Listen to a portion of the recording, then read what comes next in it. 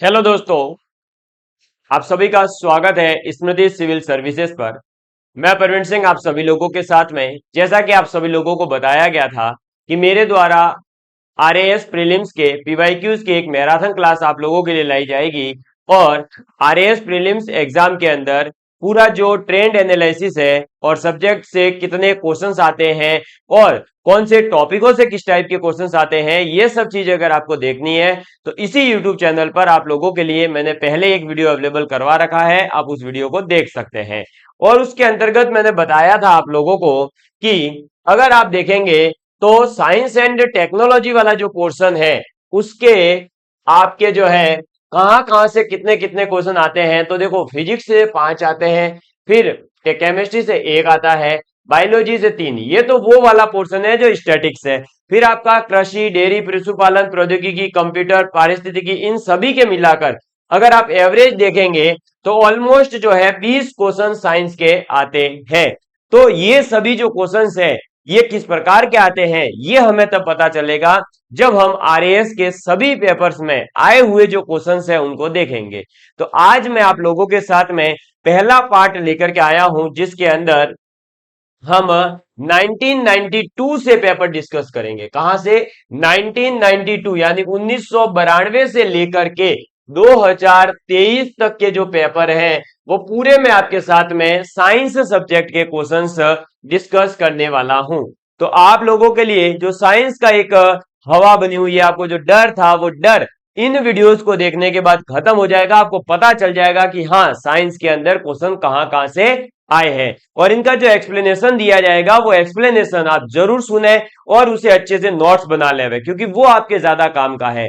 और इससे आपको ये भी पता चलेगा कौन से टॉपिक रिपीट्स हो रहे हैं और किस प्रकार के क्वेश्चंस पूछे जा रहे हैं। ठीक है, इसके अलावा ये बुकलेट्स आपके लिए जो है अवेलेबल होने वाले हैं बहुत ही जल्दी। देखिए, अब हम पहला क्वेश्चन डिस्कस करते हैं। तो पहला क्वेश्चन है हमारा, एक रंगीन टेलीविजन में 3 आधारभूत रंगों के मिश्रण से रंग बनते हैं, ये कौन से हैं? तो देखिए, जो टेलीविजन होता है, रंगीन जो टेलीविजन है आपके घर पर, जो रंगीन टीवी है, उसके अंदर अलग अलग कलर्स आपको दिखाई देते हैं, है ना। और पहले कैसे होते थे? वो ब्लैक एंड व्हाइट वाले होते थे। तो ये जो ब्लैक एंड व्हाइट से रंगीन कलर आया है, ये किस वजह से आया? तो बेसिकली जो रंगीन टेलीविजन है उसके अंदर 3 प्राथमिक कलर होते हैं। उन 3 प्राथमिक कलरों को ही अलग अलग अनुपात में मिलाने पर अलग अलग प्रकार के रंग दिखाई देते हैं। और ये केवल रंगीन टेलीविजन के लिए ही नहीं है, ये जो है आपके जहां कहीं भी आपको रंगीन चीजें दिखाई दे रही है, जैसे कि आप अगर यहां देखेंगे तो ये देखिए किस प्रकार से अलग अलग कलर से मिलकर बनाया हुआ है, ये अलग अलग कलर से। तो इन सभी के अंदर जो है प्राथमिक कलर उपयोग में लाए जाते हैं। क्या? प्राथमिक कलर उपयोग में लाए जाते हैं। और प्राथमिक यानी प्राइमरी कलर्स जो है वो है आपके लाल, हरा और नीला। ठीक है, कौन सा? लाल, हरा और नीला। ये जो लाल, हरा और नीला कलर है यानी रेड, ग्रीन और सॉरी ब्लू, ठीक है। तो RGB, ये अगर आपको याद रहेगा तो ये आपके प्राइमरी कलर्स है। इसके अलावा जो भी कलर्स बनते हैं वो सभी आपके फिर सेकेंडरी है। और उसके बाद में भी जो कलर्स बनाए जाते हैं, अगर जो है उनकी बात करें तो वो फिर आपके कैसे कलर हो जाएंगे? मिश्रित हो जाएंगे। जो अलग अलग अलग अलग अनुपातों में मिलाते जाओ, अलग अलग कलर्स आपके सामने आते जाएंगे। और अगर आपने सभी कलर को मिला दिया, जैसे लाल, हरा और नीला मिला दिया, तो फिर कौन सा कलर आएगा सर? तो फिर व्हाइट कलर आ जाता है। ये बात आपको ध्यान रखनी है। चलिए इसको नोट डाउन कर लीजिए, फिर अपन आगे बढ़ते हैं। ठीक है, चलिए नेक्स्ट क्वेश्चन। नेक्स्ट क्वेश्चन है, परम शून्य तापमान पर अर्धचालकों में विद्युत प्रतिरोध हो जाता है। तो परम शून्य ताप, मुझे लगता है ये क्वेश्चन दिखाई नहीं दे रहा होगा, थोड़ा सा मैं बड़ा कर देता हूं, ये लीजिए, अब दिख रहा होगा। तो परम शून्य ताप का मतलब क्या होता है, पहले तो हमें यह पता होना चाहिए। परम शून्य ताप का मतलब है बेसिकली 0 केल्विन। कितना? 0 केल्विन या -273 डिग्री सेंटीग्रेड। ये जो है आपका क्या होता है? परम शून्य तापमान होता है। और अर्धचालक जो होते हैं, सेमीकंडक्टर्स, वो क्या होते हैं? तो सेमीकंडक्टर्स वो होते हैं जिनकी चालकता मध्यम होती है। यानी हम ये कह सकते हैं कि अगर इनका जो है टेम्परेचर बढ़ाएंगे, क्या टेम्परेचर यानी तापमान बढ़ाएंगे, तो चालकता आपके क्या हो जाएगी, बढ़ेगी। अगर आप टेम्परेचर घटा रहे हैं तो फिर चालकता क्या होगी, घटेगी। तो सीधा सा इसका मतलब क्या है कि भाई ज्यादा टेम्परेचर पर तो ये चालकता प्रेजेंट करेंगे, चालकता रिप्रेजेंट करेंगे, यानी इनके अंदर चालकता होगी, तो ये चालक की तरह काम में लिए जाते हैं। जब तापमान घटता जाता है तो ये कैसे हो जाते हैं, कुचालक, क्योंकि चालकता क्या हो रही है, घट रही है। तो यहां पर बोला है कि परम शून्य तापमान, और परम शून्य तापमान तो न्यूनतम तापमान है, यानी आपने टेम्परेचर घटा करके सीधा कहां लेकर आ गए, 0 केल्विन पर। और घटा करके अगर 0 केल्विन पर लेकर आए हो तो इसकी चालकता भी क्या हो गई होगी, न्यूनतम। और अगर चालकता इसकी न्यूनतम है तो ऑब्वियस सी बात है कि इसकी जो प्रतिरोधकता है वो अधिकतम होगी। प्रतिरोधकता क्या हो जाएगी, अधिकतम, प्रतिरोधकता अधिकतम, ठीक है। और किसी भी वस्तु की कोई भी चीज अधिकतम कितनी हो सकती है, तो अधिकतम से अधिकतम हो सकती है अनंत, यानी संपूर्ण। तो आपके जो अर्धचालक है उसका विद्युत प्रतिरोध परम शून्य तापमान पर अनंत या संपूर्ण हो जाएगा। समझ में आ गई बात, क्लियर है। अब हो सकता है कुछ विद्यार्थियों के मन में आ रहा हो, सर ये तापमान बढ़ने पर चालकता बढ़ती है, तापमान घटने पर चालकता घटती है, क्यों? आखिर इसलिए मेरे प्यारे दोस्तों, क्योंकि यहां पर क्या होता है कि जो हमारे पास में अर्धचालक होते हैं, सेमीकंडक्टर इनको इंग्लिश में कहा जाता है, जो ये सेमीकंडक्टर्स होते हैं, इन सेमीकंडक्टर्स के अंदर कुछ फ्री इलेक्ट्रॉन होते हैं। क्या होते हैं, फ्री इलेक्ट्रॉन होते हैं। अब और कुछ होते हैं इनके अंदर होल्स। अब क्या होता है, जैसे जैसे टेम्परेचर बढ़ता है तो ये इलेक्ट्रॉन्स जो है मूवमेंट स्टार्ट करते हैं, अदरवाइज ये धीरे धीरे धीरे धीरे चलते हैं। तो अब जैसे ही आपके टेम्परेचर बढ़ेगा ये क्या करेंगे, मूव ऑन ज्यादा फास्ट होंगे, और जब ज्यादा फास्ट मूव करते हैं तो इसमें से जो है करंट पास होता है, बोले जल्दी जल्दी जल्दी जल्दी निकलो। अगर आपके गाड़ी के फास्टैग लगा हुआ है तो आपकी गाड़ी टोल नाके से फास्ट चलेगी, वरना भैया फिर एक एक नोट गिनवाओ, ठीक है। तो वही सीन यहां पर है कि टेम्परेचर बढ़ा दो तो चुटकियों में भागेगा, कैसे, चुटकियों में गाड़ी भागेगी। और अगर आपने टेम्परेचर घटा दिया तो फिर आपको सिक्के गिनवाने पड़ेंगे, तो फिर टाइम लगेगा ही। तो यही सीन है, इसलिए अर्धचालक का आपको समझ में आ गया होगा। अर्धचालक क्या होते हैं, तो ये ऐसे चालक मतलब जो है आपके पदार्थ होते हैं जिनकी चालकता ना ही तो चालक के बराबर होती है, ठीक है, और ना ही इनकी कुचालकता जो है बिल्कुल कुचालक के बराबर होती है। ये कैसे होते हैं, मीडियम होते हैं, ठीक है। गर्म कर दो तो चालक बन जाते हैं, ठंडे कर दो तो अचालक बन जाते हैं या कुचालक, ठीक। चलिए बड़े नेक्स्ट क्वेश्चन की ओर। नेक्स्ट क्वेश्चन देखिए, नाभिकीय ऊर्जा की दृष्टि से, थोड़ा सा मैं बड़ा कर देता हूं, हो सकता है छोटे हो दिख रहे हो, बाद में तो बड़े हो जाए। देखिए, नाभिकीय ऊर्जा की दृष्टि से महत्वपूर्ण निम्न धातुओं में से भारत में कौन सी धातु बहुतायत में पाई जाती है। बहुतायत का मतलब एक्सिस में कौन सी पदार्थ जो है हमें मिलता है। तो देखिए, नाभिकीय ऊर्जा की दृष्टि से महत्वपूर्ण, अब नाभिकीय ऊर्जा की दृष्टि से यूरेनियम है या कैडमियम है या थोरियम है या बेरिलियम है। तो नाभिकीय ऊर्जा की दृष्टि से अगर देखें तो थोरियम एक ऐसा जो है धातु है जिससे क्या होता है, नाभिकीय ऊर्जा का मतलब क्या है, न्यूक्लियर एनर्जी प्रोड्यूस होती है। और भारत के अंदर जो न्यूक्लियर एनर्जी की दृष्टि से देखें तो थोरियम जो है वो बहुतायत के अंदर पाया जाता है। क्या होता है, पूछ लिया जाए आपको कि भैया थोरियम जो है वो कहां पर मिलेगा, अरे तो थोरियम जो है वो बेसिकली जो केरल है, केरल के अंदर जो आपका समुद्री तट है वहां पर जो मिट्टी पाई जाती है, उस मिट्टी के अंदर, उस बालू के अंदर कौन पाया जाता है, थोरियम पाया जाता है। इसके अलावा जो यूरेनियम है यहाँ पर, इस यूरेनियम के भंडार भी आजकल जो है दो तीन जगह पर मिले हैं, ठीक है, जिसमें कि आपका झारखंड जो है वहां पर इसके जो जादू घोड़ा या ऐसा कुछ नाम है, वहां जो है ये आपका यूरेनियम प्राप्त हुआ है, ठीक है। चलो इसके बाद में देखिए, नेक्स्ट है, अगर किसी वस्तु को 8 किलोमीटर प्रति सेकंड के वेग से अंतरिक्ष में फेंका जाए तो क्या होगा। अब देखिए, हमारे पास में एक वस्तु है, हम उस वस्तु को फेंक रहे हैं, तो 8 किलोमीटर वो 1 सेकंड में पार हो जाती है, यानी 8 किलोमीटर की दूरी 1 सेकंड में पार करती है। सोचो कितना फास्ट फेंका होगा। लेकिन फिर वह वस्तु जो है हमने जैसे ही ऊपर फेंकी थी वापस नीचे आ जाती है। वहीं पर अगर हम बात करें हमारे सैटेलाइट की, तो सैटेलाइट तो नीचे नहीं आते। क्यों नहीं आते? बेसिकली क्या होता है कि हमें पता है कि हमारी जो ये पृथ्वी है ये क्या करती है, हर वस्तु को अपने पास खींचती है। किस वजह से? गुरुत्वाकर्षण बल के कारण, ग्रेविटेशनल फोर्स के कारण। अब गुरुत्वाकर्षण बल जो है वो वस्तु को हमेशा क्या करता है, अपनी ओर खींचता है। तो पृथ्वी जो है, अगर आप किसी वस्तु को ऊपर फेंकोगे तो पृथ्वी क्या करेगी, उस वस्तु को अपने केंद्र की ओर खींचेगी, यानी नीचे की तरफ गिराएगी। लेकिन जब उपग्रह छोड़े जाते हैं तो वो तो चले जाते हैं सर।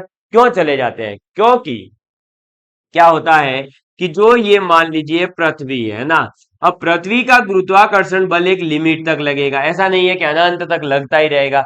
मान लो यहां तक लग रहा है ना, यहां तक, इस दूरी तक जो है गुरुत्वाकर्षण बल लग रहा है। लेकिन अगर इस दूरी को क्रॉस करना है तो आप किसी वस्तु को, एक वेग होता है जिसे अपन कहते हैं प्लायन वेग, स्केप वेलोसिटी, तो प्लायन वेग जो कि है आपका कितना, 11.2 किलोमीटर पर सेकेंड। अगर आप किसी वस्तु को 11.2 किलोमीटर प्रति सेकंड के वेग से फेंकोगे तो वो फिर पृथ्वी के वायुमंडल को पार कर जाती है। तो ये क्या है, वायुमंडल पार करने की स्पीड या वेग, वायुमंडल पार करने का वेग। ठीक है, अब ये इतने वेग से फेंकी तो वो क्या हो गई, पार हो गई वस्तु। अब लेकिन इससे कम अगर किसी वस्तु की वेग है और उसे आप फेंक रहे हो तो वो वस्तु क्या होगी, नीचे आएगी। अब यहां पर कितना है, 8 किलोमीटर। बताओ 11.2 से कम है या नहीं है? कम है, ऑब्वियस सी बात है। तो आपका जो है ये क्या हो जाएगी, वह वापस से पृथ्वी पर आ गिरेगी। बस ये ध्यान रखना। ठीक है, तो प्लायन वेग का जो कॉन्सेप्ट है वो दिमाग में होना चाहिए। आपको इस टाइप के क्वेश्चंस पूछे जा सकते हैं वापस। ठीक, इसको नोट डाउन करिए, फिर अपन आगे बढ़ते हैं। ठीक है, चलो नेक्स्ट देखिए। नेक्स्ट क्वेश्चन है, पानी का आपेक्षिक घनत्व यानी रिलेटिव डेंसिटी सर्वाधिक निम्नलिखित तापमान पर होती है। देखिए ये जो पानी है, इस पानी का एक असामान्य व्यवहार होता है। क्या होता है? असामान्य व्यवहार, एबनॉर्मल बिहेवियर। बेसिकली इसमें क्या होता है कि इस प्रकार का कुछ ग्राफ है इसका। ये जो है ना, ये टेम्परेचर है हमारा कितना, 4 डिग्री सेल्सियस। यहां पर तो ये क्या करता है, अधिकतम इसका जो है घनत्व बताता है। क्या बताता है? अधिकतम घनत्व। अगर आप इससे नीचे आ रहे हो तो भी कम होगा, इससे जो है आप जीरो की तरफ बढ़ते हैं तब भी कम होगा। मतलब 0 से लेकर 4 तक अगर हम देखें, है ना, 0 डिग्री से लेकर 4 तक, तब तक तो जो है इसका क्या होता है, घनत्व बढ़ता है। 4 डिग्री पर मैक्सिमम, फिर 4 से वापस नीचे आने पर क्या होता है, कम होना शुरू होता है। तो ये बात आपको याद रखनी है कि जो हमारा पानी है उसका अपेक्षित घनत्व सर्वाधिक होता है 4 डिग्री सेल्सियस पर, लेकिन ये 0 से 4 की तरफ भी बढ़ता है और 4 से फिर जब बढ़ाते जाते हैं तो ये कम होता जाता है।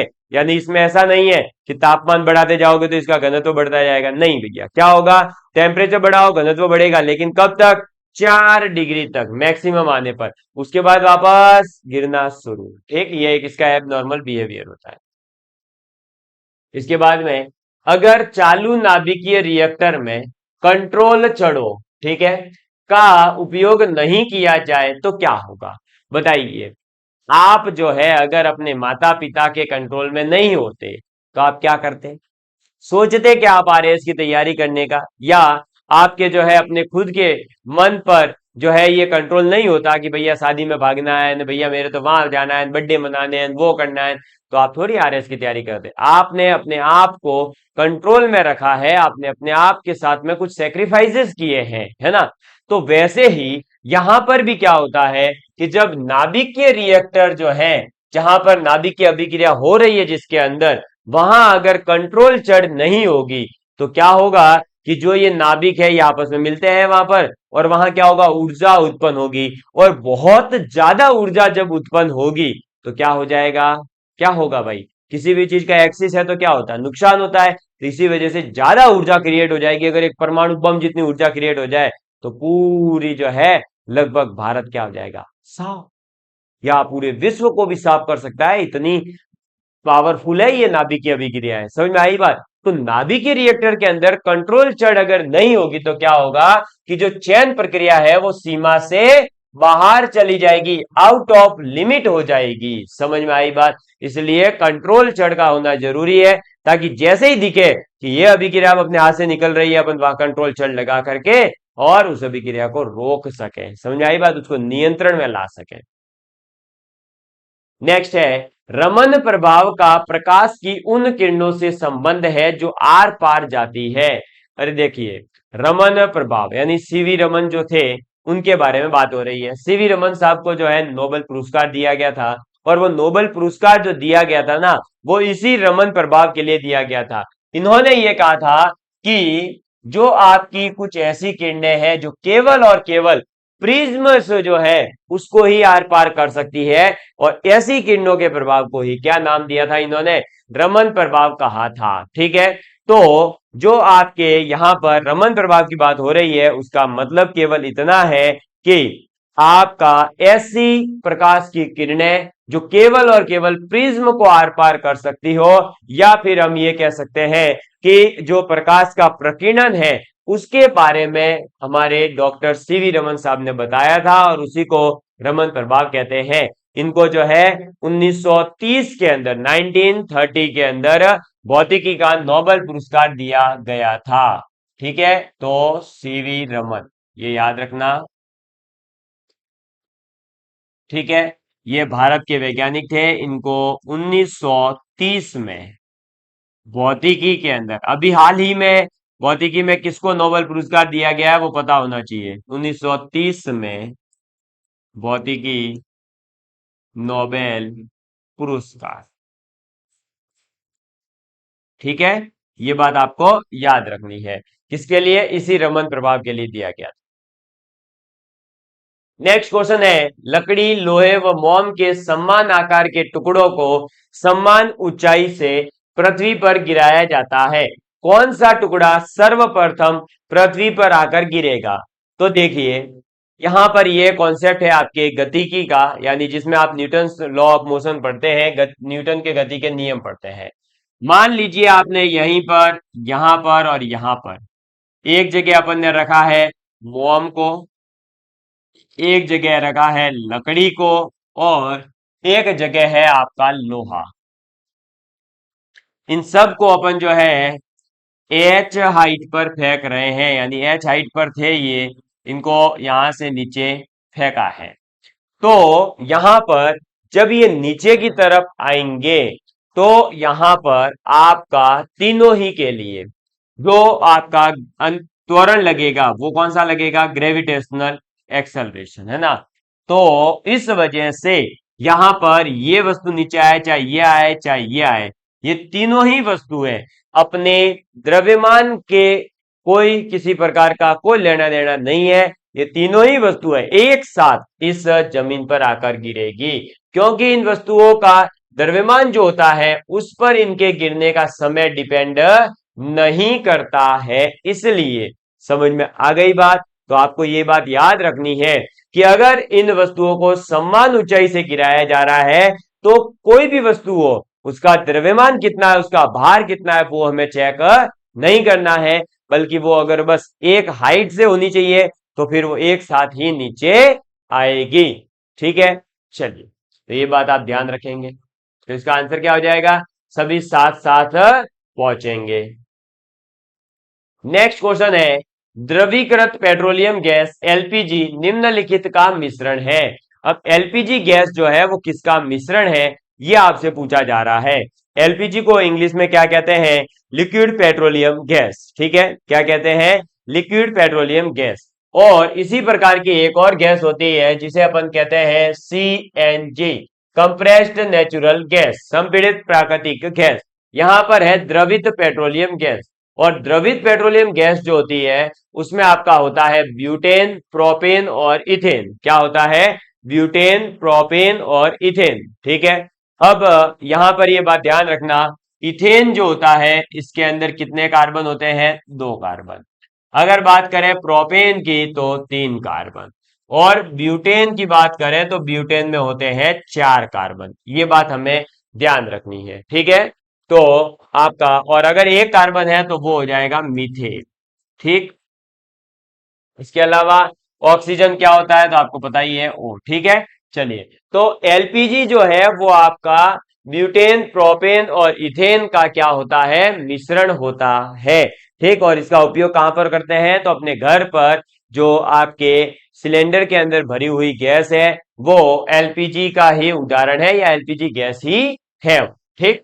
चलो, नेक्स्ट क्वेश्चन है, निम्नलिखित में से किस अम्ल में ऑक्सीजन नहीं है? तो इसके लिए आपको क्या होना चाहिए? जो भी आपको ऑप्शन दे रखे हैं उनके रासायनिक सूत्र पता होने चाहिए। जैसे देखो, नाइट्रिक एसिड ये होता है HNO3। फिर सल्फ्यूरिक एसिड ये होता है H2SO4। हाइड्रोलिक एसिड ये होता है HCl। ये नमक यहां पर गलत छपा है ब्रैकेट में, हाइड्रोलिक एसिड है वो। नाइट्रिक जो है आपका सोडियम क्लोराइड नहीं है ना, वो होता है नमक। तो NaCl जो होता है वो होता है नमक, HCl कोई नमक नहीं है। अब बताइए किस अम्ल में ऑक्सीजन नहीं है?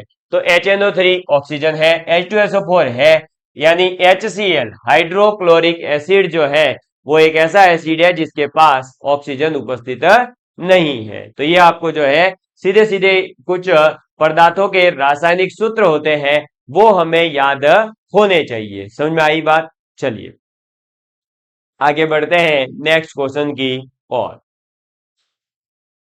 नेक्स्ट क्वेश्चन है, आणविक संरचना के बारे में निम्नलिखित में से कौन सा कथन सही है? न्यूट्रॉन तथा इलेक्ट्रॉन न्यूक्लियस में होते हैं तथा प्रोटॉन न्यूक्लियस के चारों ओर चक्कर लगाते हैं। इलेक्ट्रॉन तथा प्रोटॉन न्यूक्लियस में होते हैं तथा प्रोटॉन न्यूक्लियस के चारों ओर चक्कर लगाते हैं। या प्रोटॉन तथा न्यूट्रॉन न्यूक्लियस में होते हैं तथा इलेक्ट्रॉन न्यूक्लियस के चारों ओर चक्कर लगाते हैं। या प्रोटॉन, न्यूट्रॉन, इलेक्ट्रॉन सभी न्यूक्लियस में होते हैं। तो देखिए यहां पर बात करनी है थोड़ी सी परमाणु संरचना के बारे में, यानी स्ट्रक्चर ऑफ एटम के बारे में। तो देखिए, जो हमारा परमाणु है वो कुछ इस प्रकार का गोला हम मान लेते हैं।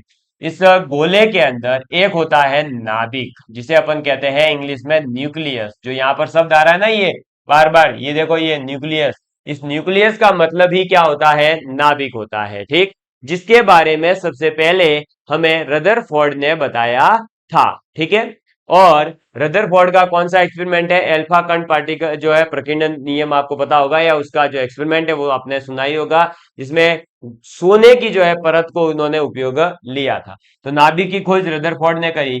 फिर इसके बाद में निल्स बोहर नामक एक वैज्ञानिक हुए जिन्होंने ये बताया कि ये जो आपके पूरा एक परमाणु है उसके अंदर एक नाभिक है, और उस नाभिक के अंदर कुछ ऐसे गोल गोल कक्षाएं हैं जिनके अंदर इलेक्ट्रॉन आपका घूमता है। कौन घूमता है? इलेक्ट्रॉन जो है वो घूमता है नाभिक के चारों ओर। समझ में आई बात? क्या करता है इलेक्ट्रॉन? नाभिक के चारों ओर घूमता है। ये किसने बताया था? निल्स बोर ने। इलेक्ट्रॉन के बारे में किसने बताया था लेकिन? जे थॉमसन ने। तो देखो, नाभिक की खोज रदरफोर्ड, इलेक्ट्रॉन की खोज जे थॉमसन, और घूम रहा है कक्षाओं के बारे में निल्स बोर ने, और जो परमाणु है वो तो अब डाल्टन ने बताया था, आपको पता होगा, परमाणु सिद्धांत वगैरह। ठीक। अब देखिए, ये जो नाभिक है, इस नाभिक के अंदर कौन कौन होता है? तो नाभिक के अंदर जो है दो भैया बैठते हैं। कितने? दो भैया जी। कौन कौन? एक तो बैठता है आपका प्रोटॉन। ठीक है। और प्रोटॉन के ऊपर आवेश होता है प्लस का, यानी P+। दूसरा हमारे पास में बैठता है न्यूट्रॉन। कौन बैठेगा? न्यूट्रॉन।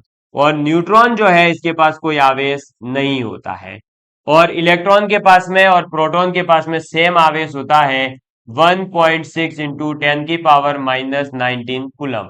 ठीक है, इलेक्ट्रॉन के ऊपर है तो माइनस साइन आएगा और प्रोटॉन के ऊपर है तो प्लस का 1.6 इंटू 10⁻⁻19 हो जाएगा। तो देखिए अब परमाणु है, परमाणु के अंदर एक नाभिक है, नाभिक के अंदर दो जने होते हैं, कौन कौन, प्रोटॉन और न्यूट्रॉन। ठीक, समझ में आ गई बात। फिर इलेक्ट्रॉन जो है उसके ऊपर आवेश कितना होता है, तो 1.6 इंटू 10⁻⁻19 कूलम। अगर इलेक्ट्रॉन है तो आगे माइनस आएगा, प्रोटॉन है तो प्लस आएगा। इसके बाद में अब देखिए हमारे पास भाई प्रोटॉन की खोज किसने की, तो ये गोल्डस्टीन ने। न्यूट्रॉन की खोज किसने की, तो जेम्स चैडविक ने। तो इलेक्ट्रॉन प्रोटॉन न्यूट्रॉन की खोज किसने की, पता चल गया, जे थॉमसन, प्रोटॉन जेम्स आपका गोल्डस्टीन और न्यूट्रॉन जेम्स चैडविक। फिर ये कक्षाओं के बारे में नील्स बोर ने बताया, नाभिक की खोज रदरफोर्ड ने करी। ठीक है, परमाणु सिद्धांत किसने दिया, डाल्टन ने दिया। अब यहाँ पर क्या पूछा है, तो वो देख लीजिए आप कि प्रोटॉन और न्यूट्रॉन न्यूक्लियस में होते हैं। हाँ, क्योंकि जो आपके ये प्रोटॉन और न्यूट्रॉन है दोनों मिल करके कहां उपस्थित है, नाभिक में, और नाभिक को ही क्या कहते हैं, न्यूक्लियस। ठीक है, समझ में आ गई बात। तो प्रोटॉन और न्यूट्रॉन न्यूक्लियस में होते हैं और इलेक्ट्रॉन जो है वो कहां पर है, तो वो आपके न्यूक्लियस के चारों ओर जो कक्षाएं हैं उनके अंदर चक्कर लगाते हैं, यानी ऑप्शन नंबर सी आपका आंसर हो जाएगा। समझ में आ गई बात। तो ये चीज आपको ध्यान रखनी है और ये डायग्राम आप चाहें तो अपनी कॉपी में बना लीजिए, बहुत काम का डायग्राम है, इसमें से एक दो क्वेश्चन हर बार देखने को मिलते ही है। ठीक, चलो नेक्स्ट क्वेश्चन हमारे पास है, हरे पौधों में प्रकाश संश्लेषण की क्रिया में होता है। तो जब हरे पौधे हैं उनके अंदर प्रकाश संश्लेषण फोटोसिंथेसिस जो प्रोसेस है वो होता है, तब क्या होता है, नाइट्रोजन को लेते हैं ऑक्सीजन को छोड़ते हैं, नहीं, नाइट्रोजन को ना ही इंसान लेता है, ना ही जानवर, ना ही आपके पशु पक्षी, इनका कोई लेना देना है नहीं पेड़ पौधों से भी। कार्बन डाइऑक्साइड लेते हैं और ऑक्सीजन छोड़ते हैं, ऑक्सीजन लेते हैं और कार्बन डाइऑक्साइड छोड़ते हैं, ऑक्सीजन लेना और नाइट्रोजन छोड़ना। तो देखो जहां नाइट्रोजन ऑप्शन आ रहा है वो तो पहले ही कट है। अब ये दो है। अब आप बताइए, इंसान के बारे में सबको पता है, इंसान क्या करता है, तो ऑक्सीजन को लेता है और कार्बन डाइऑक्साइड छोड़ता है। तो इसका उल्टा जो है कौन करेंगे, पेड़ पौधे। पेड़ पौधे क्या करेंगे, कार्बन डाइऑक्साइड लेंगे। तो इसका मतलब यहाँ पर क्या है, छोड़ना नहीं भैया, कार्बन डाइऑक्साइड छोड़ेगा तब तो फिर पेड़ पौधे हमारे क्या काम किए, तब तो हम पेड़ पौधों को काट रहे होते, वो हमारे लिए नुकसानदायक होते। ठीक है, लेकिन यहाँ पर क्या होगा, कार्बन डाइऑक्साइड को लेते हैं और ऑक्सीजन को छोड़ते हैं, ये बात आपको याद रखनी है। इसके बाद में देखिए, हीमोग्लोबिन क्या है, पौधों की पत्तियों में पाए जाने वाला कोई पदार्थ है, बोन मेरो में पाए जाने वाला कोई पदार्थ, या मानव रक्त में पाए जाने वाला, या पिट्यूटरी ग्रंथि में निकलने वाला स्त्राव है। तो बिल्कुल सही आंसर आप दे रहे हैं कमेंट्स के अंदर कि भैया जो हमारा हीमोग्लोबिन है वो क्या है, मानव रक्त के अंदर पाया जाने वाला एक पदार्थ है। ठीक है, और इसे अपन HB से रिप्रेजेंट करते हैं। इसके अंदर आयरन यानी कि लोहा Fe उपस्थित होता है। ठीक है, ये बात आपको ध्यान रखनी है, किसके बारे में, हीमोग्लोबिन के बारे में। लिख लीजिए, इसको नोट डाउन करना है तो। और इसके अलावा आप जो है ये ध्यान रख सकते हैं कि ये हीमोग्लोबिन जो है वो कहां पर पाया जाएगा, तो जो हमारी लाल रक्त कणिकाएं हैं उनके अंदर ये पाया जाता है। और ये हीमोग्लोबिन जो है वो होता क्या है, तो ये प्रोटीन युक्त एक प्रकार का अवयव है और जो है ये आपका प्रोटीन और लोहे दोनों से मिल करके बनता है। ठीक, धातु कौन सी पाई जाती है इसमें, लोहा, ये ध्यान रखना। नेक्स्ट है, अगर अग्नाशय में खराबी हो तो क्या होगा। अगर देखिए आपके अग्नाशय में खराबी हो जाए, है ना, तो क्या हो जाएगा बताइए। तो अग्नाशय जो है वो करता क्या है, तो अग्नाशय करता है आपका जो इंसुलिन हार्मोन है उसको प्रोड्यूस। और इंसुलिन हार्मोन क्या करता है, तो वो शर्करा जो है, शुगर जो है, उसको नियंत्रित करने का काम करता है। लेकिन यहां पर क्या बोला, अग्नाशय में खराबी हो गई। अग्नाशय में खराबी होना यानी कि आपका इंसुलिन हार्मोन नहीं बनेगा। इंसुलिन हार्मोन नहीं बनेगा इसका मतलब आपके शरीर का शर्करा जो है, शुगर जो है वो कंट्रोल में नहीं आएगी। इसका मतलब आप शुगर से पीड़ित हो जाएंगे तो आपकी डेथ हो सकती है। अब ऐसे में फिर आपका आंसर क्या हो जाएगा, तो बताओ। देखो, पाचन क्रिया ठीक नहीं रहेगी या इंसुलिन और ग्लूकागॉन नहीं बनेंगे, बिल्कुल सही है, इंसुलिन और जो ग्लूकागॉन है वो नहीं बनेंगे अगर जो है अग्नाशय के अंदर खराबी है। तो ये बात आपको याद रखनी है। ठीक है, चलिए आगे बढ़ते हैं। चलिए नेक्स्ट क्वेश्चन देखते हैं। तो नेक्स्ट क्वेश्चन है, निम्नलिखित में से किस विटामिन की कमी से खून का थक्का धीरे बनने की बीमारी होती है? तो खून का थक्का धीरे किस वजह से बनता है? तो जब आपके शरीर विटामिन के की कमी है, किसकी? विटामिन के की अगर आपके शरीर में कमी है, जिसे अपन फिलोक्यूनोन कहते हैं, उस फिलोक्यूनोन की जो है कमी है, तब आपका जो है रक्त का थक्का धीरे धीरे जमेगा। तो ये आप एक तो याद रखना कि ये जो है फिलोक्यूनोन कहलाता है, पहली चीज। दूसरा ये ध्यान रखना है कि आपका विटामिन डी की कमी से जो है रिकेट्स या जो सूखा रोग है वो हो जाता है। विटामिन डी किससे मिलता है हमें? तो धूप से ये सबसे ज्यादा मिलता है, ठीक है। इसके बाद में विटामिन सी की कमी से जो है वो स्कर्वी रोग हो जाता है। और विटामिन सी का मतलब हो गया आपके खट्टे पदार्थ जितने भी हैं उनसे हमें ये मिलता है, जैसे आंवला हो गया आपका, ठीक है। इसके अलावा आपका जो है इमली हो गई, टमाटर हो गया, नींबू हो गया, संतरा हो गया, इनसे ये मिलता है। फिर विटामिन ई की अगर मैं बात करूं, किसकी? विटामिन ई की। तो विटामिन ई की कमी से शरीर में नपुंसकता आ सकती है, ठीक है, नॉन फर्टिलाइजेशन, यानी मतलब फर्टिलिटी जो है, जैसे कि भाई नपुंसकता का मतलब समझ गए ना, सीधी सी बात है, जो है आपके प्रेगनेंसी की जो पावर होती है वो थोड़ी सी कम हो सकती है, बस ये नपुंसकता। आगे देखिए, नेक्स्ट क्वेश्चन है, जीवों में आनुवंशिक लक्षण संतान में ले जाए जाते हैं राइबोसोम के द्वारा, प्लाज्मा के द्वारा, क्रोमोसोम के द्वारा या लाइसोसोम के द्वारा? तो भैया लाइसोसोम के बारे में तो आप पढ़ते आ रहे हो, ये आत्मघाती थैली है। अब आत्मघाती थैली कभी जो है आपके लक्षणों का ट्रांसफर तो नहीं करेगी, यानी ये भी गलत है। फिर प्लाज्मा जो है ये तो रक्त का भाग है, और राइबोसोम जो है वो भी इसका कोई लेना देना नहीं है। तो भैया क्रोमोसोम बिल्कुल सही है। क्रोमोसोम को हिंदी में क्या कहते हैं? गुणसूत्र कहते हैं। क्या कहते हैं? गुणसूत्र। मानव शरीर में कितने गुणसूत्र पाए जाते हैं? 46। कितने जोड़े गुणसूत्र पाए जाते हैं? तो आपके 23, ठीक है। इस 23 में से भी कुछ होते हैं लिंग गुणसूत्र। क्या होते हैं? लिंग गुणसूत्र। और कुछ होते हैं अलिंग गुणसूत्र। अब लिंग गुणसूत्र कितने होते हैं? तो आपके 46 में से 4 ही, यानी कि सॉरी 4 नहीं, 2। कितने लिंग गुणसूत्र होते हैं? 2, यानी हम ये कह सकते हैं एक जोड़ा, ठीक है। और अगर मैं बात करूं अलिंग गुणसूत्र की, तो 44 आपके, जो कि रहते हैं 22 जोड़े में, ठीक है। अब देखिए, फिर ये जो आपका एक जोड़ा होता है लिंग गुणसूत्र, कैसे सर लिंग गुणसूत्र क्यों? बेसिकली लिंग गुणसूत्र इसलिए क्योंकि जो महिला होती है उसके अंदर एक्स एक्स पाया जाता है, ठीक है। और जो पुरुष होता है उसमें एक्स वाई पाया जाता है, ठीक है। ये किसमें होता है? पुरुष में। और ये महिला में, ठीक है। और इन क्रोमोसोम के द्वारा ही जो है अपने भाई जनक जो भी है उन जनक से उन लक्षणों का स्थानांतरण किसमें किया जाता है? तो आपके आने वाली अगली पीढ़ी के अंदर। इस पूरे जो आपको ये पढ़ते हैं ना, ये जहां भी आनुवांशिकता के बारे में, ये आनुवांशिकता को आप इंग्लिश में कहते हैं जेनेटिक्स। क्या कहते हैं? जेनेटिक्स कहते हैं, ठीक है। ये बात हमें याद रखनी है। और इस जेनेटिक्स के अंदर जो ये कारक होता है पूरा, उसको जीन कहा जाता है। जीन के बारे में जो है जॉन मेंडल ने तो इसे कहा था क्या? ये तो एक कारक है बोले, फिर बाद में इसका जो है नाम रखा गया और वो पूरा प्रोसेस है, ठीक। चलो, तो ये ध्यान रखेंगे इतना इसके बारे में। नेक्स्ट क्वेश्चन, निम्न अंगों में से पित्त का संचय किसमें होता है? देखो, पित्त का संचय किसमें होता है और पित्त का मतलब जो है उत्पादन कहां होता है, ये दोनों अलग अलग क्वेश्चन है, ठीक है। अब पित्त का संचय कहां पर होता है बताइए?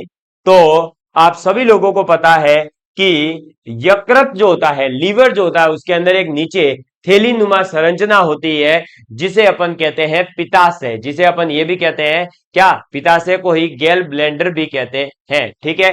तो जो ये पित्ताशय है इसके अंदर इसका संचय होता है। क्या होता है? संचय होता है, यानी कि एकत्रित होता है, कलेक्ट होता है, ठीक है। और ये जो है इसका स्त्राव किसके द्वारा किया जाता है? तो यकृत के द्वारा इसका स्त्राव किया जाता है। ये बात आपको ध्यान रखनी है। फिर ऑपरेशन फ्लड का संबंध निम्नलिखित में से किससे है? तो ऑपरेशन फ्लड जो है उसका संबंध किससे था? तो इसका संबंध था दुग्ध उत्पादन से, यानी दूध के उत्पादन को लेकर के हमें जो है भारत को क्या बनाना था? आत्मनिर्भर बनाना था। इसका संबंध जो है वो है हमारा किससे? तो आपको पता होगा कि डॉक्टर वर्गीज कुरियन जो थे उनका संबंध इसी से है। और ये भी आपको पता होगा कि इस ऑपरेशन फ्लड के तहत जो है 10 राज्यों के अंदर, कहां पर? 10 राज्यों के अंदर 1970 में जो है अलग अलग वो करने क्या मतलब इसकी जो है शुभारंभ किया गया था। और उसके बाद में कुछ महत्वपूर्ण जैसे कि जगह थी, जैसे दिल्ली है, मुंबई है, आपका चेन्नई है, कलकत्ता है, यहां पर जो है हमने क्या करे थे? दुग्धशालाओं की स्थापना भी करी थी। ठीक, चलिए नेक्स्ट है फिर गंगा नदी के प्रदूषित क्षेत्रों को साफ करने के लिए और इसके जल की गुणवत्ता का विश्लेषण करने के लिए केंद्रीय गंगा अथॉरिटी सीजीए की स्थापना की गई। इस जल गुणवत्ता का विश्लेषण करने के लिए जिन नगरों में दो मुख्य केंद्र है वे है, तो बताइए जो आपकी केंद्रीय गंगा अथॉरिटी की स्थापना की गई, तो इसके लिए जिन दो नगरों को अपन ने मुख्य केंद्र के रूप में सेलेक्ट किया वो कौन से हैं, ये आपको बताना है। जल्दी से बताएंगे आप कमेंट करके। तो बिल्कुल सही, ऋषिकेश और वाराणसी, ये दो ऐसी जगह है जिनको केंद्रीय गंगा अथॉरिटी की स्थापना के बाद में इनको जो है गंगा की सफाई के लिए मतलब दो मुख्य केंद्रों के रूप में चयनित किया गया था। ठीक, चलो इसके बाद भारत सरकार ने देश में कुछ जैव मंडल संरक्षित क्षेत्र स्थापित किए। निम्नलिखित में से कौन सा क्षेत्र सबसे पहले स्थापित किया गया? तो आपको पता होगा जैव संरक्षित क्षेत्र जो है स्थापित किए गए उसमें भारत में सबसे पहले नीलगिरी है, जिसे अपन ने जो है क्या किया था? सिलेक्ट किया था। ठीक है, सबसे पहले। इसके बाद में इसके अंदर कुछ एक दो चीजें और है, मैं बता देता हूं आपको कि आपका सबसे पहले तो अपन ने जो है नीलगिरी को सिलेक्ट किया, लेकिन अगर अभी हम बात करें तो आपके जैव मंडल जो है वो लगातार बढ़ते जा रहे हैं, जिसमें से 12 से भी ज्यादा यूनेस्को के अंदर भी आज जो है शामिल है। ग्रीन हाउस इफेक्ट वह प्रक्रिया है जिसमें पौधे उगाने के लिए समान तापमान प्राप्त किया जाता है, जिसमें वायुमंडलीय कार्बन डाइऑक्साइड द्वारा इंफ्रारेड विकिरण शोषित कर लिए जाने से वायुमंडल का तापमान बढ़ता है, या जिसमें बंजर पर्वतों या पहाड़ियों को हरा भरा किया जाता है, या गहरे पानी का रंग हरा नजर आता है। बताइए। तो भैया सीधी सी बात है, ग्रीन हाउस इफेक्ट नाम से ही पता चल रहा है, जो कि क्या करता है? वायुमंडलीय जो कार्बन डाइऑक्साइड है उनको इंफ्रारेड विकिरण के द्वारा शोषित कर लिया जाता है और फिर वहां का जो वातावरण है उसे गर्म कर दिया जाता है। तो उससे क्या होता है? वहां का वायुमंडल का जो टेम्परेचर है वो बढ़ते जा रहा है। और इस प्रकार के आजकल आपने देखा होगा ग्रीन फार्म हाउस जो है वो तैयार किए जा रहे हैं, जिससे कि खीरा है, ककड़ी है, टमाटर है, इस प्रकार के पौधों को जो है उगाया जाए और फसल प्राप्त की जा सके। फिर है नेक्स्ट अपना 1993 का पेपर। ठीक है, तो चलिए बढ़ते हैं अब अपन 1993 की तरफ। चलिए तो अब हम जो है हमारा 1993 का पेपर डिस्कस करते हैं। 1992 के पेपर में आपने देखा कि जो है हमारे पहले जो है साइंस एंड टेक्नोलॉजी या इस प्रकार के डीप के क्वेश्चंस नहीं आ रहे थे, ऊपर ऊपर से क्वेश्चंस पूछे गए हैं। अब जैसे ग्रीन हाउस इफेक्ट का क्वेश्चन बताइए, कोई बिना पढ़े भी जाता, केवल नाम भी सुन के जाता, तब भी क्वेश्चन सही कर सकता था। तो अब हम बढ़ते हैं नेक्स्ट पेपर की ओर। नेक्स्ट क्वेश्चन देखेंगे। एक रेडियो स्टेशन से 30 मीटर बैंड पर प्रसारण प्राप्त होता है। इस स्टेशन के द्वारा प्रेषित वाहक तरंगों की आवृत्ति है, बताइए। तो आपको बता दूं कि यहां पर मैं आपके सामने कुछ बैंड और दूरी के बारे में लिखवा रहा हूं, वो आपको पहले पता होना चाहिए। ठीक है, जैसे कि देखिए, एक तरफ अपन लिखेंगे बैंड के बारे में और एक तरफ अपन लिखेंगे क्या? आवृत्ति प्रसार या परास, सॉरी, आवृत्ति परास। वहां से आपका जो है इसका आंसर मिल जाएगा। देखिए 160 मीटर अगर आपका बैंड है, कितना? 160 मीटर, तो आपका जो परास होगा वो कितना होगा? तो 1.8 से 2 मेगा हर्ट्ज कितना होगा? 1.8 से 2 मेगा हर्ट्ज। इसके बाद में अगर 160 से अपन थोड़ा सा जो है भैया आधा कर देवे, है ना, थोड़ा सा आधा कैसे, अरे भाई 80 मीटर रे। अब 80 मीटर पे अगर आप आ गए तो आवृत्ति परास कितना हो जाएगा, तो 3.5 से 4.0 कितना हो जाएगा, 4.0 मेगा हर्ट्ज। ठीक है। इसके बाद अगर आप इसका भी आधा कर दोगे, 40 मीटर कर दोगे, तो 40 मीटर पे ये और बढ़ जाएगा और ये कितना हो जाएगा, तो 4 हर्ट्ज तक आ गए थे। इसके बाद हो जाएगा 5.3 से 5.5 मेगा हर्ट्ज। ठीक।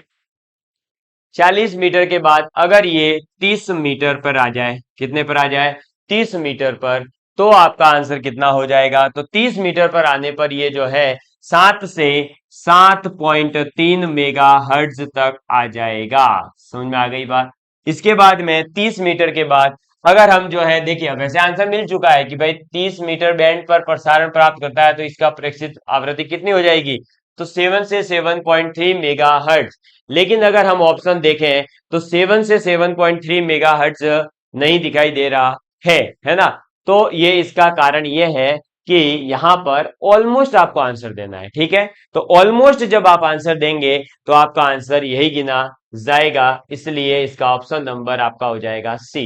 भाई किलो हर्ट्ज मेगा हर्ट्ज ये तो है नहीं। अब 7 से 7.3 के आसपास वाला जो ऑप्शन था वो आपको सेलेक्ट करना था, क्योंकि अगर आप 2 पे चले जाओगे तो 2 वाला जो है फिर सीधा इससे बढ़ करके कितना हो जाता है, तो जब आप 20 मीटर पे आओगे तो 20 मीटर पे आते ही ये 14 से लेकर 14.5 हो जाता है। तो बताओ अब 7.3 से लेकर इसके बीच वाला भी तो कहाँ आया होगा, इसी के आसपास, मतलब 31 32 33 के आसपास। तो यहां पर जो है 30 मीटर वाला आंसर 10 मेगा हर्ट्ज में चला जाएगा, ये बात आपको याद रखनी है। फिर आपका अगर जो है यहाँ पर 15 पे आप आ गए तो ये बहुत ज्यादा बढ़ जाता है, फिर ये वापस 21 से 21.50 से ऊपर, मतलब इसमें देखो 7 8 का गैप है, तो इसमें भी यही गैप चलता है। ठीक है। इस वजह से इसका आंसर हो जाएगा 10 मेगा हर्ट्ज, याद रखिएगा। नेक्स्ट क्वेश्चन आता है, मनुष्यों के लिए जो शोर की सह सीमा है वो कितनी है।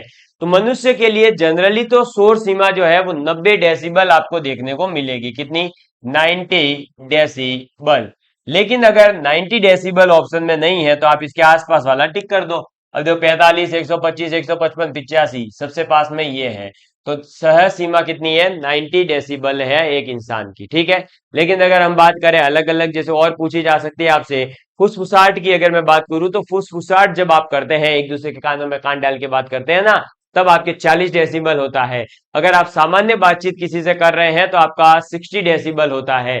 अगर आप ट्रैफिक में हैं और फंसे हुए हैं तो वहां पर 80 डेसिबल हो जाएगा। औद्योगिक शोर है, इंडस्ट्रियल जो है आपका, अगर साउंड क्रिएट हो रहा है जैसे जो फैक्ट्री वगैरह में मशीन चल रही है वगैरह, तो 100 डेसिबल तक होता है। और इसके अलावा जेट इंजन वगैरह वो तो फिर 140 150 के डेसिबल उत्पन्न करते हैं। ठीक। चलिए, तो ये आपका नेक्स्ट क्वेश्चन था। इसके बाद देखिएगा, पृथ्वी का पलायन वेग बता दिया था 11.2 किलोमीटर प्रति सेकंड है। अब बताइए उस क्वेश्चन को अगर किसी ने ढंग से पढ़ा होता, उसके एक्सप्लेनेशन वगैरह को जाना होता, तो ये क्वेश्चन उसका जो है अगले साल इजीली सही हो रहा था। मतलब इसीलिए आपको हम कह रहे हैं कि भैया प्रीवियस जो है आपके पीवाईक्यूज या प्रीवियस ईयर के क्वेश्चंस है उनको करिए, उनको करने से आपको बेनिफिट होगा, उनसे समझ आएगी आपको चीज। ठीक। इसके बाद में सूर्य में ऊर्जा का स्रोत कौन है, तो सूर्य जो है उसके अंदर ऊर्जा का जो स्रोत है वो है सूर्य, आपके नाभिकों का संलयन होना। ठीक है। क्योंकि इसके अंदर क्या होता है कि हाइड्रोजन हाइड्रोजन मिल करके हीलियम प्रोड्यूस कर रहे हैं, और वो जो हीलियम है जब ये बनता है तब यहाँ पर बहुत ज्यादा ऊर्जा भी क्रिएट हो रही है। इसी हीलियम परमाणु को जो है एल्फा कण भी कहा जाता है। क्या कहा जाता है, एल्फा कण भी कहा जाता है। ये बात हमें ध्यान रखनी चाहिए थोड़ी। ठीक। चलो, नोट डाउन कर लीजिए अगर आपको इसको लिखना है तो। इसके बाद में अपन आगे बढ़ते हैं। तो देखिए नेक्स्ट क्वेश्चन, अगर सूर्य और पृथ्वी के बीच की दूरी 1/4 कम हो जाए, कितनी, 1/4 कम हो जाए, तो सबसे अधिक संभावना किस बात की होगी। तो देखिए सूर्य और पृथ्वी के बीच की दूरी को अपन कम करें तो क्या होगा। तो बेसिकली अगर मैं बात करूं आपका, ये यहां पर है पृथ्वी, क्या है, पृथ्वी। और यहां पर यह है आपका सूर्य। ठीक है। अब इन दोनों के बीच की दूरी की बात करें ना तो 150 मिलियन दूरी है। कितनी? 150 मिलियन किलोमीटर। इतनी दूरी है सूर्य और आपके पृथ्वी के बीच में। और इतनी होने के बावजूद भी पृथ्वी पर कितना टेम्परेचर पड़ता है ये आप सभी लोग जानते हैं। और अगर मैं बात करूं प्रकाश मंडल की यानी सूर्य के आसपास के टेम्परेचर की, तो वो टेम्परेचर है लगभग आपका 6000 डिग्री सेंटीग्रेड के आसपास। तो भैया 6000 डिग्री सेंटीग्रेड होने के बावजूद, इतना दूर होने के बावजूद अगर पृथ्वी पर गर्मी पड़ती है, तो मान लीजिए इसका 1/4 कम कर दिया जाए। कितना कर दिया जाए? 1/4 कम कर दे, तो 150 का 1/4 आप लोग समझ सकते हैं कि लगभग 30 मिलियन कम करना। अब जैसे 30 मिलियन कम होगा तो सूर्य यहां से यहां पर आ जाएगा। बताओ यहां पर क्या होगा? ज्यादा गर्मी उत्पन्न होगी, और ज्यादा गर्मी होगी तो क्या होगा? पृथ्वी जो है वो जलकर भस्म हो जाएगी। समझ में आ गई बात? तो यहां पर जो है ऑप्शन कौन सा सही हो जाएगा? ये हमारा सही हो जाएगा कि पृथ्वी जो है वो जल करके भस्म हो जाएगी।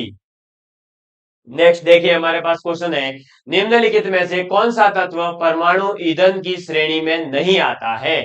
अब परमाणु ईंधन की श्रेणी में कौन नहीं आता? थोरियम तो आता है, पढ़ लिया अपन ने पीछे। प्लूटोनियम भी आता है और यूरेनियम भी आता है, क्योंकि थोरियम से जो है यूरेनियम वगैरह बनाया जा सकता है। लेकिन जो कैडमियम है, एक सेकेंड, ये भैया भाग क्यों रहा है? लेकिन जो ये कैडमियम है, ये कैडमियम जो है वो बिल्कुल भी परमाणु ऊर्जा या परमाणु ईंधन की ऊर्जा के रूप में हमारे कोई काम का नहीं है। इस कैडमियम का अगर जो है प्रतीक की बात करें तो वो सीडी होता है, थोरियम का टीएच होता है, प्लूटोनियम का पीओ, सॉरी प्लूटोनियम है ना तो पीयू होता है ना। और अगर यूरेनियम की बात करें तो यू होता है। ठीक है, चलो। फिर है समस्थानिक C14 संबंध है कैंसर के निदान से, पृथ्वी के आयु निर्धारण से, जीवाश्म के आयु निर्धारण से, या अनुरेख तकनीक से। तो कार्बन जो है 14 है क्या? बेसिकली कोई भी परमाणु होता है तो उसके 2 3 समस्थानिक हो सकते हैं, 4 भी हो सकते हैं, बहुत ज्यादा भी हो सकते हैं। ठीक है, 10 12 15 कितने भी समस्थानिक हो सकते हैं। समस्थानिक क्या होते हैं? समस्थानिक का मतलब होता है ऐसे परमाणु जिनका परमाणु क्रमांक जो है वो तो सेम है, लेकिन उनके परमाणु द्रव्यमान की बात की जाए तो वो अलग अलग है। जैसे कार्बन के पास 2 समस्थानिक है। कितने? तो कार्बन के पास में 2 समस्थानिक है, एक है कार्बन 12, एक है कार्बन 14। अब कार्बन 12 जो है वो तो अपन नॉर्मली पढ़ते ही हैं, उसकी बात नहीं कर रहे। अपन बात कर रहे हैं कार्बन 14 की। कार्बन 14 जो होता है इसका उपयोग किया जाता है कार्बन डेटिंग पद्धति के अंदर। किसमें? कार्बन डेटिंग पद्धति में। कार्बन डेटिंग पद्धति में जो है हम इसका उपयोग करते हैं, और कैसे करते हैं वो जानेंगे। उससे पहले ऑप्शन इसका टिक कर लीजिए, सी आंसर है। अब ये कार्बन 14 जो है या कार्बन डेटिंग पद्धति जो है वो कैसे काम करती है? मानव शरीर के अंदर दोनों ही कार्बन एक निश्चित अनुपात के अंदर उपस्थित होते हैं, कार्बन 12 भी और कार्बन 14 भी, है ना। मानव ही नहीं बल्कि जितने भी जीव जंतु है जीवित में, सभी में। ठीक। अब क्या होता है कि इंसान हो चाहे कोई भी हो, जैसे ही उसकी मृत्यु हो जाएगी ना जीवाश्म की, जीव की, तो क्या होगा कि जो कार्बन 12 है उसकी तो जितनी मात्रा थी वो वहीं पर उतनी ही बनी रहेगी भाई, है ना। उसमें कोई बड़ा चढ़ाव अब नहीं होने वाला। लेकिन अगर मैं बात करूं कार्बन 14 की, तो कार्बन 14 क्या होता है? कंटिन्यूअसली एक फिक्स दर के साथ में कम होता जाता है। अब अगर ये एक फिक्स दर से कम होता जा रहा है, मान लो दिन का 5 ग्राम कम होता है, तो 10 दिन में कितना कम हो जाएगा? 50 ग्राम। अब मान लो कि पहले जो है एक निश्चित मात्रा थी 100 ग्राम। ठीक है। अब 100 ग्राम के हिसाब से दिन का अगर 5 ग्राम खत्म होता है ये, तो ये 20 दिन में खत्म होना चाहिए था। लेकिन मान लीजिए कि अगर आप 20 दिन में तो वो वस्तु खत्म हो जाएगी, आप 10वें दिन चेक कर रहे हैं तो आपके पास में 50 ग्राम तो खत्म हो ही गया। अब बचा कितना है? 50 ग्राम। तो अब 100 में से अगर 50 बचा है तो आप सीधे सीधे समझ जाएंगे ना कि हाँ 10 दिन हो गए इसकी डेथ को हुए, है ना। तो किसी भी जीवाश्म की यानी फॉसिल्स की अगर आयु का निर्धारण करना है तो वहां पर हम कार्बन 14 का उपयोग करते हैं, और इसके अंदर केमिस्ट्री का एक टॉपिक है केमिकल काइनेटिक्स, उसका उपयोग होता है। वहां पर पूरा डिटेल में हम जो है ये बताते हैं कि कैसे जो है इसका जो है पूरा निर्धारण किया जाता है, इसकी पूरी रेट वगैरह निकाली जाती है, और इसकी अर्ध आयु काल वगैरह सब होता है वो निकाला जाता है, उससे पता चलता है। लेकिन बस इतना आपको तो याद रखना है कि ये दोनों एक निश्चित अनुपात में होते हैं। एक जो है जैसे ही डेथ हो जाएगी वो रुक जाएगा वहीं पर, दूसरा वाला निरंतर कम होता जाता है, कम होता जाता है। वो जितना कम हो जाता है ना उससे पता लगाते हैं कि अच्छा इतना कम हुआ है मतलब इतने समय लगा होगा, इतना समय मतलब इतने समय पहले ये जिंदा था, कैसे पता लगाता है। ठीक, फिर है नेक्स्ट क्वेश्चन, खाने का सोडा है sodium carbonate, sodium sulphate, sodium hydroxide या सोडियम बाइकार्बोनेट। सबसे पहले क्या है खाने का सोडा, उससे मतलब नहीं है, अपन इसके फॉर्मूला लिख लेते हैं। Sodium carbonate Na2CO3, sodium sulphate Na2SO4, sodium hydroxide NaOH, sodium bicarbonate NaHCO3। ठीक है, अब देखिए, तो खाने का सोडा आपको समझ में आ ही गया, sodium carbonate Na2SCO3, Na2SO4, Na2HCO3, NaOH। अब जो खाने का सोडा है वो खाने का सोडा जो है आपका इसमें से कौन सा हो जाएगा, तो भैया sodium bicarbonate, sodium hydrogen carbonate भी कहते हैं, ये हमारे खाने का सोडा होता है। ठीक है, ये आपको ध्यान रखना है। ठीक, चलो नोट डाउन कर लेंगे, ये चारों फॉर्मूले याद रखना। निम्नलिखित में से कौन सा कार्य पेड़ पौधों का नहीं है, कार्बन डाइऑक्साइड का अवशोषण करना, सौर का अवशोषण करना, वायु का प्रदूषण करना या ऑक्सीजन की विमुक्ति करना। तो देखो, पेड़ पौधे कार्बन डाइऑक्साइड को तो ग्रहण करते ही हैं यानी अवशोषित तो करते हैं, तो ये तो करते हैं, इनका काम है। सौर का अवशोषण करना, हाँ ये सौर का अवशोषण करते हैं। अगर आप जंगल के अंदर है तो आपको एकदम सन्नाटा सुनाई देता है ना, जंगल है तो क्यों, क्योंकि वहां क्या होता है कि कहीं भी आसपास की जो आवाज है ना वो बिल्कुल नहीं आती, इसीलिए वहां पर एकदम प्रकृति की जो नेचुरल आवाज होती है वही सुनाई देती है। तो ये तो शोर का अवशोषण तो करते हैं। ऑक्सीजन की विमुक्ति करते हैं, तभी तो ऑक्सीजन अपन ले पाते हैं।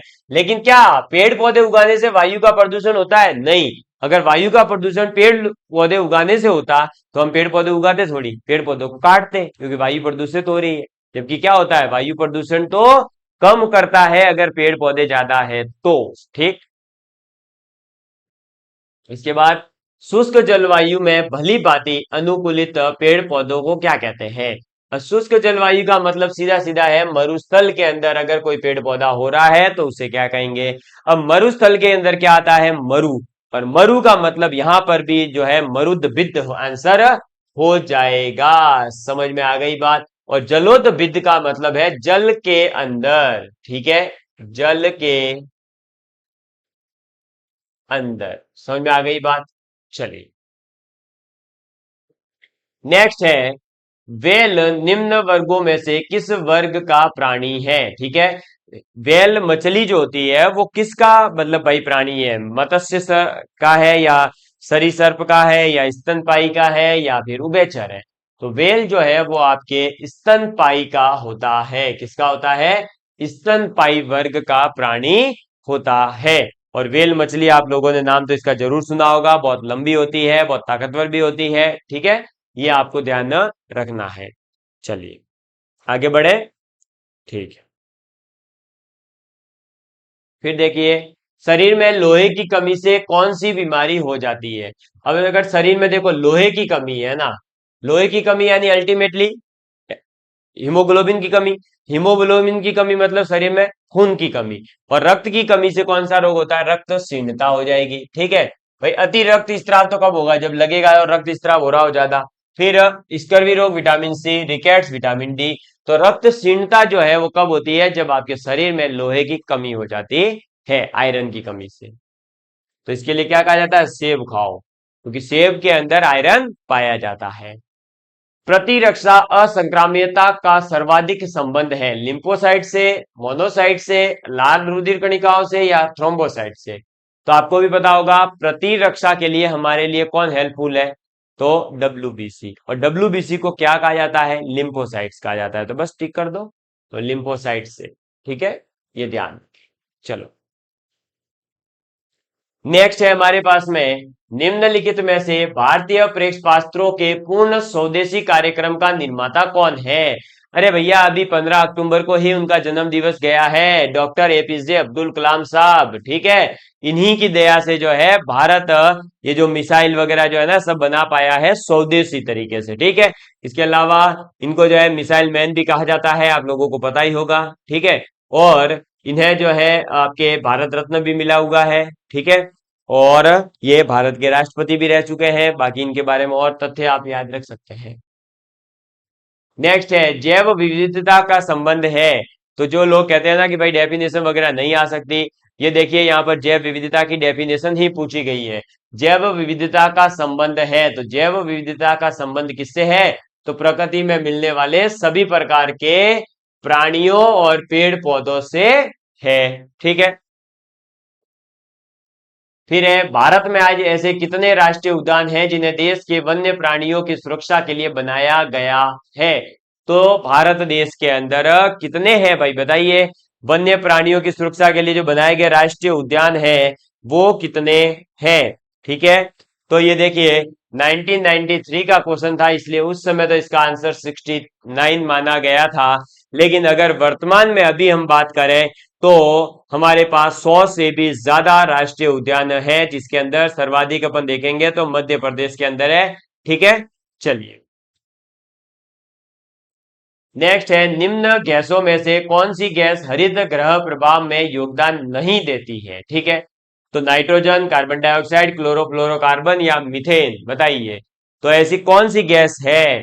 तो बिल्कुल सही आंसर है इसका कि भैया देखो, कार्बन डाइऑक्साइड, अरे CO2 तो है ही है, फिर क्लोरोफ्लोरोकार्बन है ही है, और मीथेन भी है। लेकिन नाइट्रोजन गैस जो है वो आपके ग्रीन हाउस प्रभाव है ना, ग्रीन आपका ये कह सकते हैं हरित ग्रह प्रभाव से कोई संबंध नहीं रखती है।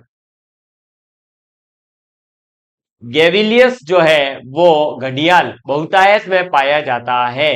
तो घड़ियाल तो आप लोगों को पता ही होगा कहां पर बहुतायत में पाया जाता है भाई, राजस्थान में तो चंबल, और भारत में गंगा नदी में। ठीक है, चलो फिर ये आपका 1993 का भी पेपर कंप्लीट हुआ। तो हमने टोटल दो पेपर आज जो है कंप्लीट डिस्कस करे हैं, 1992 1993 का, और इनका फीडबैक दीजिएगा। फिर अपन आगे की कक्षाओं के बारे में जो है नेक्स्ट जो पेपर्स है हमारे उनको डिस्कस करेंगे, जिसमें 1994 से 95 वाला।